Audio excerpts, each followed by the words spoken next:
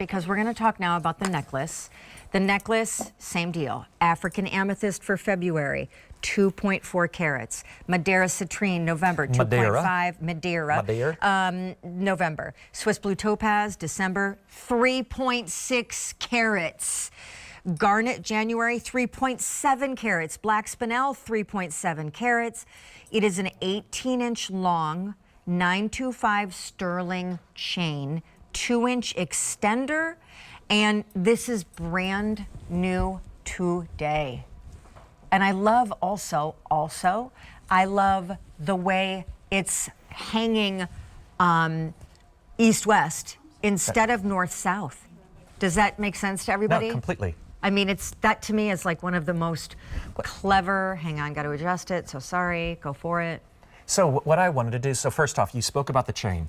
Please know I made the mistake of working with the team and actually picking one of the most expensive chains to create. This is called a double Rollo, but not just a Rollo, a double Rollo, and it's actually a designer double Rollo. So you get beautiful weight. See how, so it's two of them that have been soldered together. You get a slight oxidation. So if you like that little bit of a patina look, you have that gorgeous extension, so you're 18 to 20 inches. You're gonna see where we actually bring it together, that chain meets the gemstone, you get those beautiful high polished sterling silver ripples. So it'll go back to all of your high polished designs as well.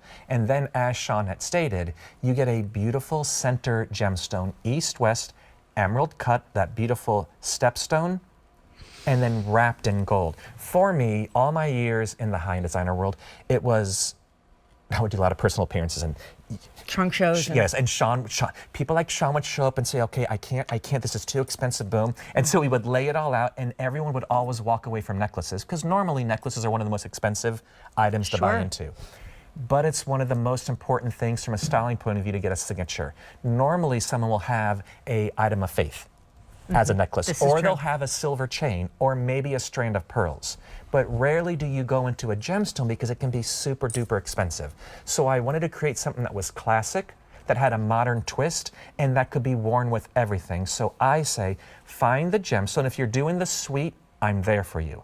But if you're like, you know what, Scott, I'm not looking for a ring today, I don't need the earrings, but I would love a beautiful signature, whether it's the birthstone story, or from a styling point, you're looking like Scott, because over the past couple of days on my Facebook page, it was my problem, I don't know which one to get. I mean, I love all the stones.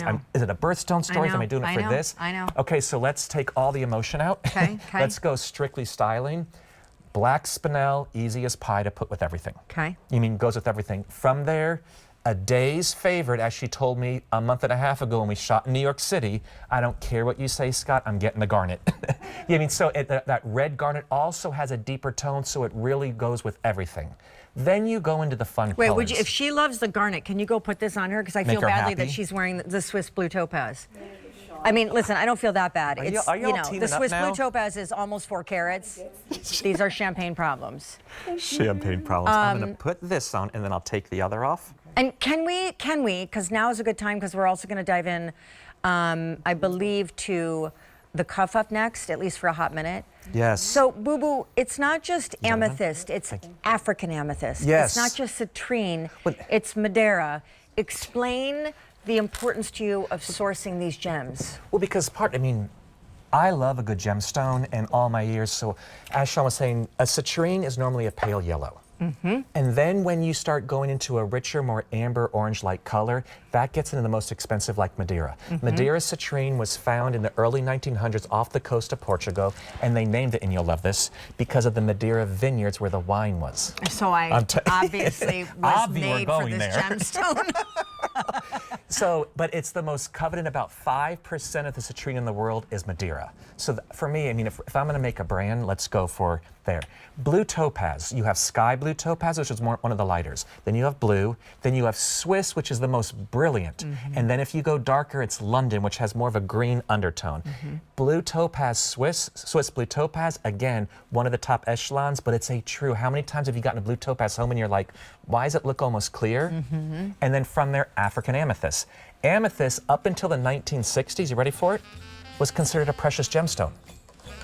It was a symbol of royalty until they were down in South America and actually found more gemstones. So if you're that symbol of royalty, if you're that queen in your life, there's that African amethyst, which is considered the richest deepest amethyst that you can get. And by the way, I mean, this is 14 karat, not 18, correct? Yes. Okay, so it looks like 18 because can I tell you something? The amount of gold and the color of the gold, which is this deep, rich gold, calling it yellow doesn't even seem fair.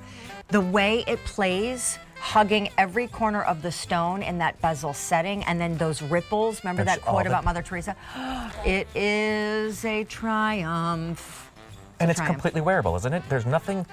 Wearable? But I'm not taking it off. I've decided I will risk being fired. I'm leaving the building with it. Okay, and then there's the cuff, right? We just thought let's show you the whole suite. I